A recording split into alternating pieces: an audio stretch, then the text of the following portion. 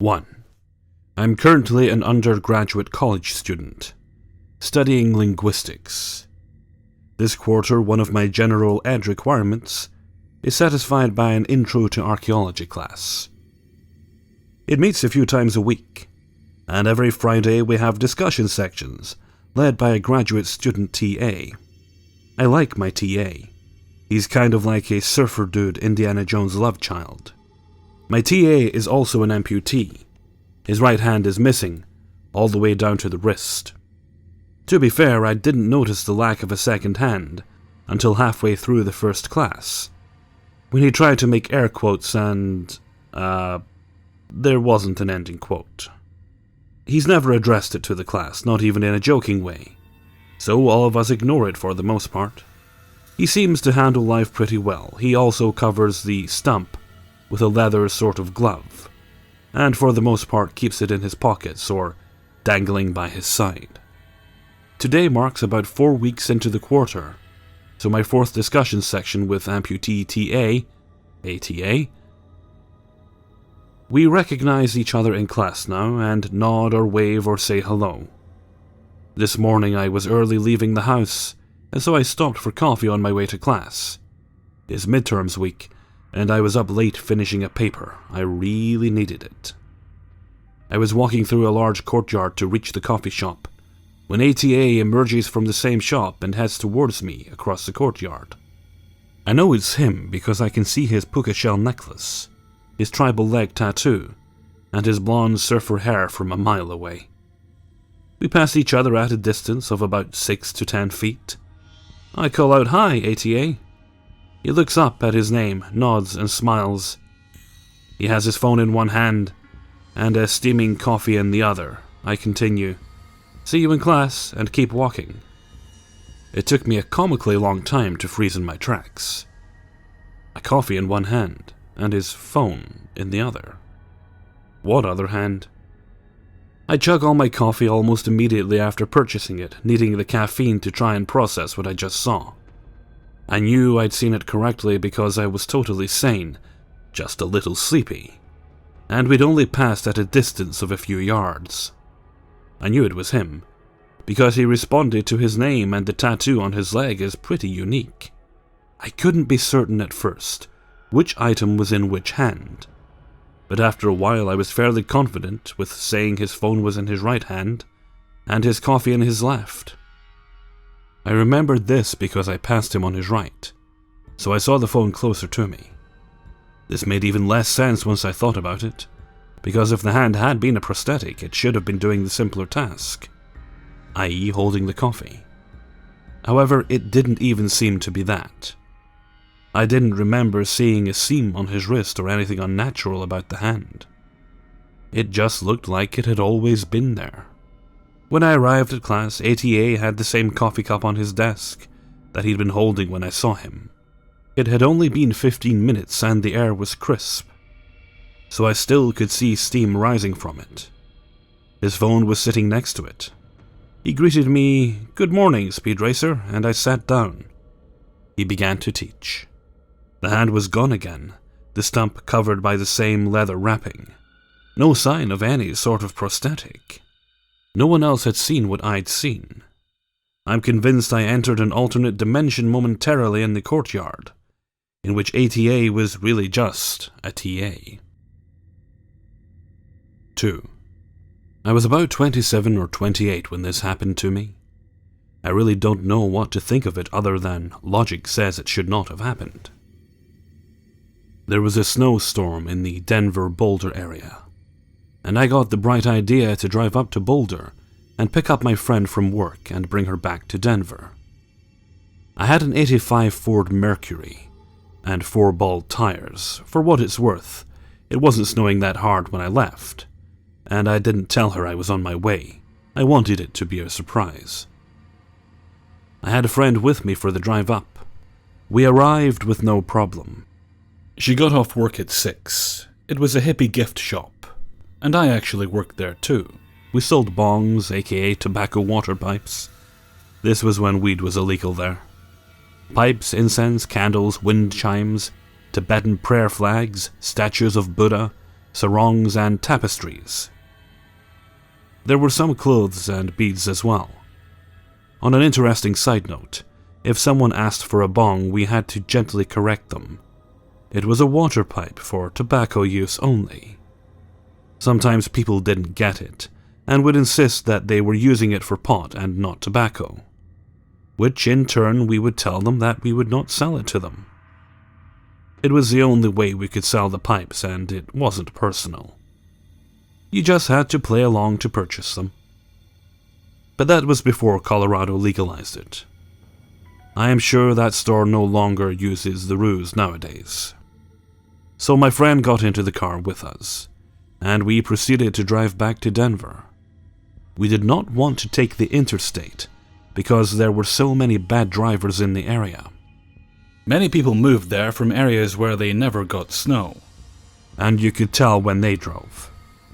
These people drive at regular speeds or worse, go past the speed limit. Sometimes they would just get in the passing lane on the interstate and go slow, not letting anyone around.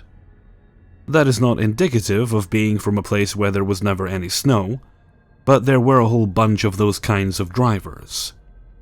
I could not tell you why. Maybe they didn't teach that in driver's ed. Anyway, I was a pretty good driver and confident in my abilities. Driving in the snow was not hard if you kept your cool. I once was going up a hill only to get to the stop and find myself turned around and going back down it. But I somehow managed not to hit anyone. Another time I started skidding into the right lane and into a car, and the driver was motioning for me to get back over, like I was doing it on purpose. I was not in my personal car at these times. I was in a taxi, working, and the tires were not bald. I really should have known better on this day because the snow kept coming down, and I put us all in a dangerous position. We had managed to get almost home. We were on a 4-lane road, going 2 in each direction. We were in the inner left lane, heading south with cars 10 feet behind us, and cars coming the opposite direction, when the car started to fishtail. I did a full spin, ended up in the opposite direction of traffic. It was then that something unusual happened. During the swiveling, and I got a good look out the front window with my eyes wide open and my knuckles white on the steering wheel, I saw that somehow all of the cars, all of them, were now at least 125 feet away. It was as if the road somehow stretched out at the point we were on it, both in front and in back of us. I don't know how to explain it. We should have hit someone. Someone should have hit us. I was hyper-aware of my surroundings and completely sober. I did not mistake the distance of the cars. Even if everyone had hit their brakes to avoid hitting us, we would not have been 20, 30 feet away, maybe 40. Somehow we were spinning on a busy road with no one close to us at all. There were still cars headed right for us in the oncoming lane, but there was so much space between us suddenly that I managed to get in the correct lane before losing control again, this time slamming into the curb on the correct side. All 3 of us sat there, shocked, and then 3 street lamps popped out, one after another. My friend suggested we wait until the salt trucks came by to proceed, and I heartily agreed. It wasn't long after that, or at least I don't think it was. My heart was beating so fast, and I was sure we avoided certain injury and maybe death due to my own stupidity. But how? None of us had an answer. We all witnessed the same thing. The cars were close. Then they were really far away very suddenly. It was impossible. A miracle, some might say, and I thought so at the time.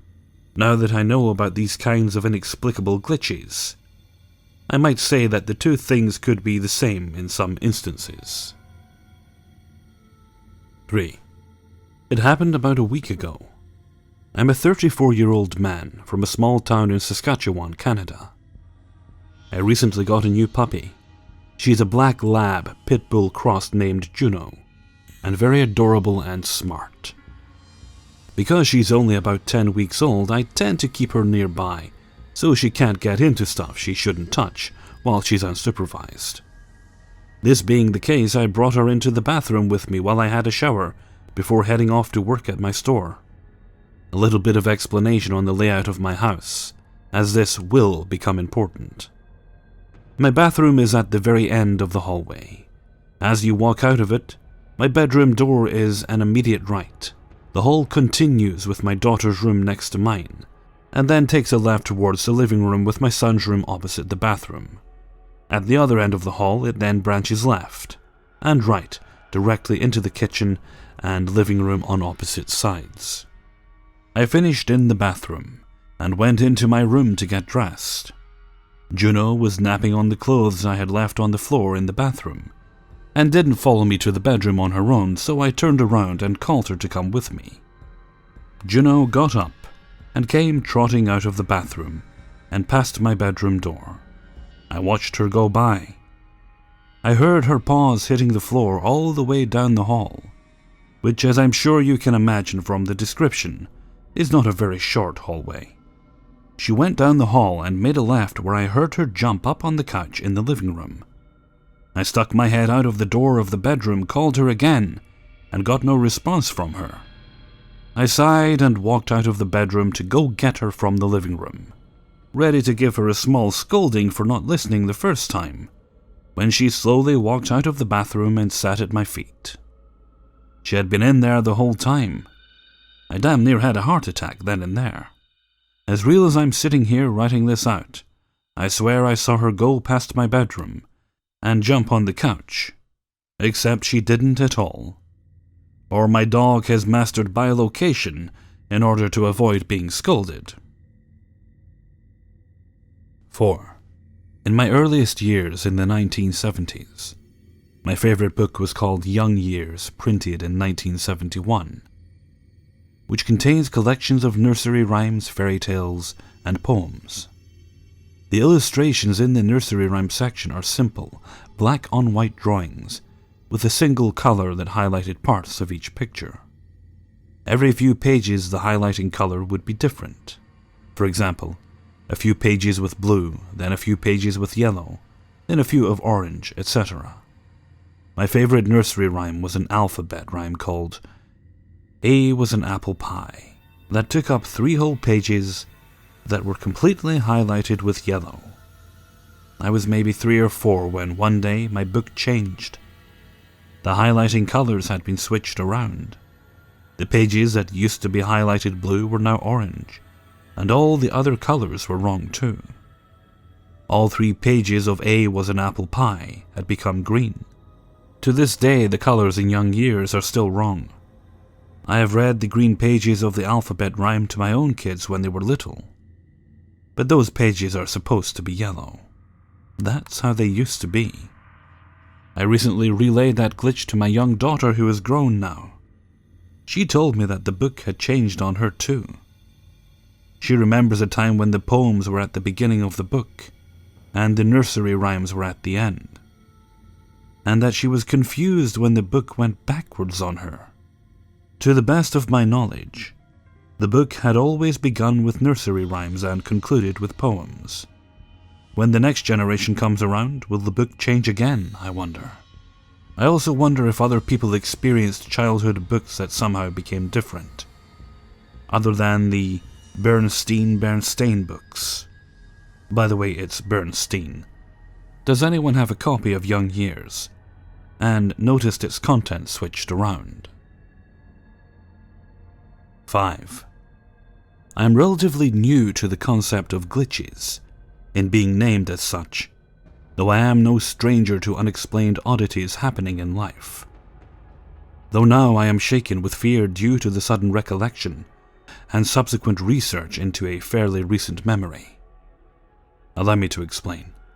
A few years back, my mother and I were spending a Saturday morning traveling to various garage sales, a fun pastime we have enjoyed since I was a lad.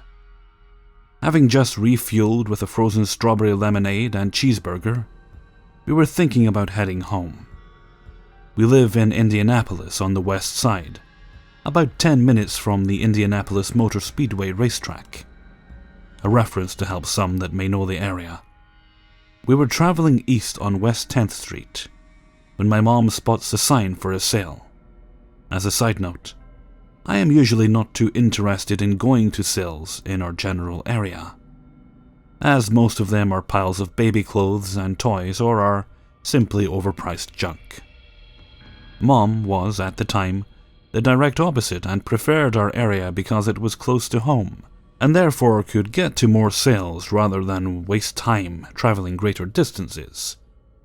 It was just a quality-quantity disagreement. Nonetheless, since it was getting into early afternoon and I knew our journey was almost over, I agreed to check it out and pulled off into a neighborhood. Now, the explanation for the layout of this neighborhood, and really the crux of the event, is a little difficult. Driving east on 10th, there was a small commercial area to the right. I am uncertain of the exact year this occurred, but if I had to guess, I'd assume it was sometime in the 2011 to 2012 range. At the time, there was an empty Blockbuster back away from the street, and a Wendy's at the front near a bus stop. To the left of these stores and perpendicular to the street was a closed grocery store we used to have called Cub Foods.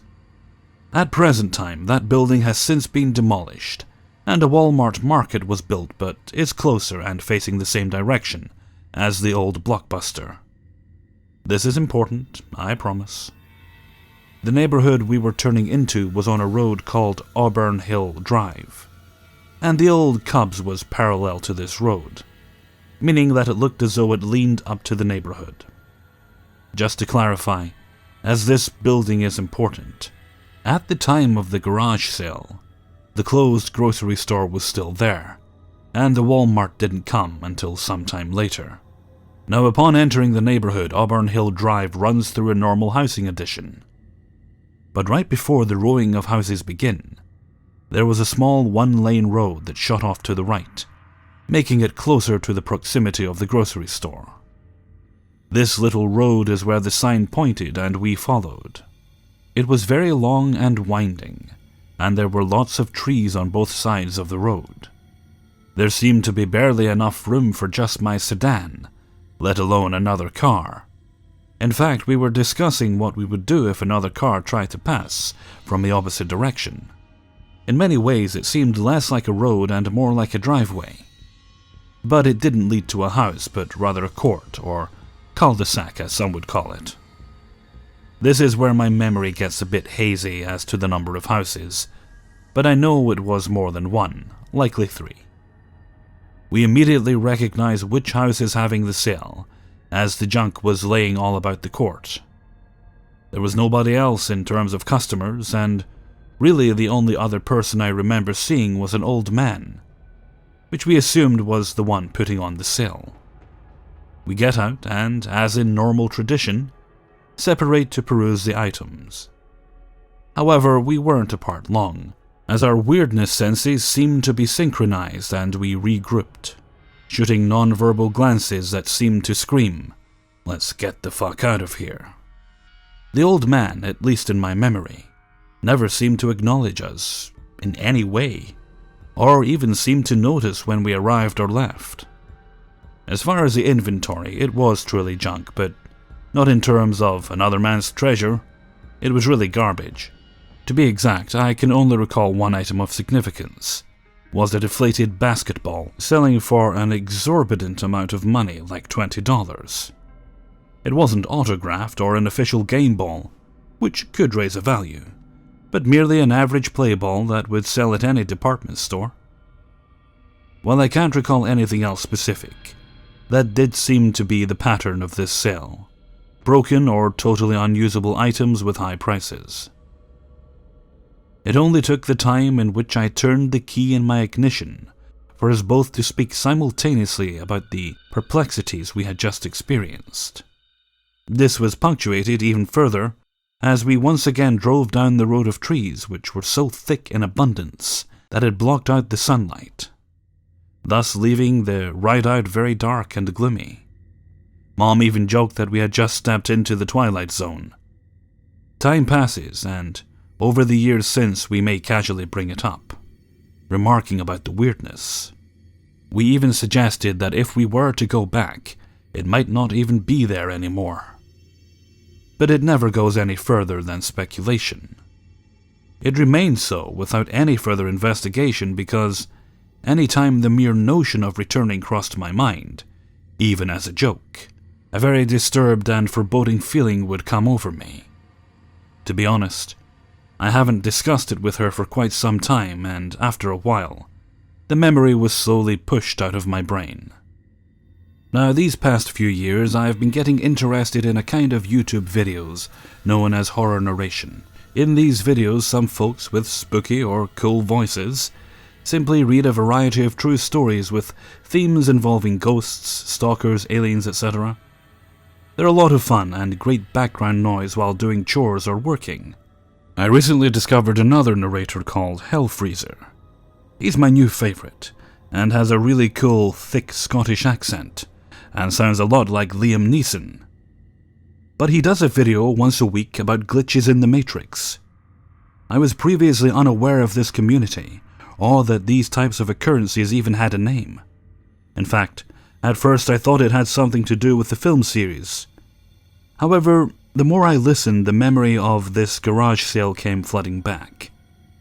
In the past, when replaying the event as anecdote, I could find some humor, but now I cannot help but associate with some sort of dread or sadness that I simply cannot explain. It's not as though something tragic happened. The other night, while out to dinner, I bring this up to Mom so that I could once again get her interpretation and thoughts. Sure enough, she remembered the event well without any need to jog her memory. Funny enough, all I needed to do was ask if she remembered that garage sale, and she completed my thought. Without any influence or provocation, she relayed a majority of my own memories with some minor exceptions. She thought it was a football instead of a basketball. I then explained to her the concept of glitching, and she reads through this Reddit a bit. She then gleefully exclaims that we should take a drive over there, in the daylight, and see if it's still there. I get an uneasy feeling course through my body, and tell her that I thought it was a bad idea, but couldn't explain why. I've spent the past few days trying to suppress this memory again, and merely go on with life. But it just keeps coming back. That sense of dread increasing each time. Deep down, I wanted to drive there, and perhaps squelch any ideas of glitching or alternate realities. But every time I mustered up the courage, I'd back down. There are very few things that bother or frighten me, and consider myself to be an adventurous fellow. But this is different, and if I were to ever go there, I wouldn't want Mom to be involved. Seeing myself as ridiculous for being afraid of a neighborhood, today I get the brilliant idea of checking out the location first on Google Maps. I find the location and go into Street View. Clicking up Auburn Hill, I reach a dead end, not too far in the neighborhood, as is the case with Google sometimes. However, I can see what appears to be a road jetting off in the distance. These images are from 2011, by the way. So click one more time and I move just about a few feet forward, and the timeline switches to 2007. But there is clearly a road with trees surrounding it. I can't see much more than the road, but it temporarily eases my concern. However, I just had to keep digging, and wanted to at least know if that court had a name. So I switched to regular map view, and it's completely blank in that area. There was no name, nor any road shown, thinking it was just a matter of being incomplete, or rather perhaps it was considered a person driveway. I switched to satellite view. This is where my blood goes cold. The reason there is no details on the map is confirmed, as there is nothing but trees in the area. There is no road and certainly no house. Once more, considering the geography of the location, it would be impossible for a road or houses to even exist. This suspicion is further punctuated if you consider not only the houses of the neighborhood sticking out too far, but also the locations of both grocery stores. As stated, Cub Foods was still there at the time of the sale. Looking back in time of Street View to 2011, you can clearly see the back of the building sticking out into the area where the road would be. Not to mention the fact that even further behind the back of the building would be a paved area for deliveries. At current time, the Walmart is in a different location, but the entrance and drive is in the exact same location as was Cub's. And before it suggested that the road and houses were demolished to make room for the Walmart, let it be known that this lot already existed because of the Blockbuster, and no further expansion, at least in that direction, would have been necessary. I realize that all this speculation and suspicion is rather stupid, considering how I am just a few minutes away from discovering the truth once and for all. However, you must realize that I am honestly and truly scared of what I may find, or what may happen if I attempt to go there. As far as discovering the road and house, I am unsure whether it would be more disturbing to discover that they are there, as the evidence suggests a damn near impossibility. Besides, if I can't access the road, then I wouldn't be able to travel to, well, the unknown. If you believe in intuition, mine is telling, nay, screaming at me, that this whole thing is bad. I don't know if it's sinister, a path to an alternate reality, or a glitch. The question is, do I go there or stay away? Is knowing the truth worth the risk or ramifications? Any suggestions, thoughts, or similar experience is appreciated. You can call me crazy because this whole thing is beginning to make me feel like I am. I do attest that these are absolutely true statements to my knowledge, and have not been embellished in the least. I will update if I learn any more information, or get the balls to go and live to tell the tale. Hey everyone, Hellfreezer here, and thank you very much for listening to 5 True Glitch in the Matrix Stories 32. You know, I've got to say, the last story there, I checked out that Hellfreezer guy, and I think his channel's kinda awesome. Gotta say, I recommend you guys check it out, if you get the chance. Actually, I kinda debated with myself, should I trim this out? Is it a little self-aggrandizing? Then I figured, screw it, include it in, it might give people a chuckle. It gave me a chuckle. Okay, I'm going to end the outro there for now, because I want to take advantage of the quiet while it lasts. Thing is, as you move more into your kind of summer weather, and the nights start getting lighter, it also means people start taking advantage of it, and they'll be working in their gardens and things a lot later, so I'm sure there'll be people out with their lawnmowers. There seems to be somebody making a lot of metal clinking noises near me. No idea what they're doing. I know one of the neighbours is doing something in their backyard, because I've been getting woken up by that for the past few days, so it might be that. Anyway, that's enough grumbling from me. I'm not Grumble Freezer, I'm Hellfreezer. So until next time, thank you very much for listening, and take very good care of yourselves.